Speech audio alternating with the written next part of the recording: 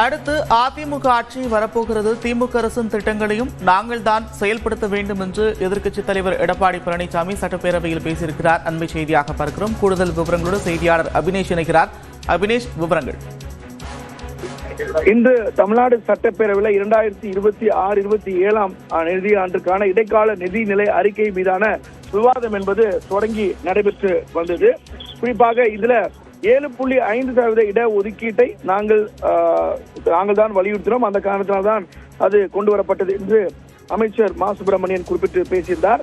அதற்கு அதிமுகவினர் கடும் அமளியில் ஈடுபட்டு வந்தனர். தொடர்ந்து எதிர்க்கட்சி தலைவர் எடப்பாடி பழனிசாமி கொடுப்பதை உரிய காலத்தில் கொடுங்கள் என்றுதான் நாங்கள் கூறுகிறோம்.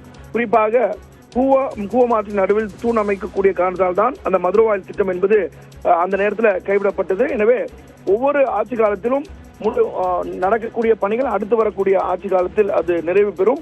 அப்படித்தான் அடுத்து நாங்கள் தான் ஆட்சிக்கு வரப்போகிறோம். இப்போது நீங்கள் செய்யக்கூடிய திட்டங்களை நாங்கள் செய்வோம் என்றும் எதிர்க்கட்சி தலைவர் எடப்பாடி பழனிசாமி நம்பிக்கை தெரிவித்தார். குறிப்பாக இந்த 7.5% இடஒதுக்கீடு தொடர்பாக சட்டப்பேரவையில் நீண்ட நேரம் ஒரு பெரிய விவாதம் என்பது நடைபெற்றது.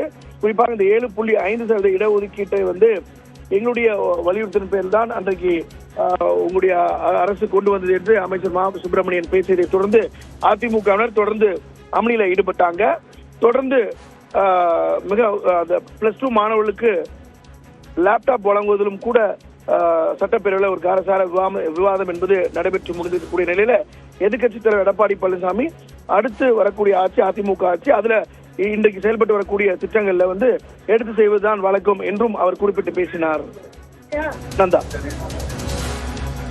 நன்றி அபினேஷ் விவரங்களுக்கு.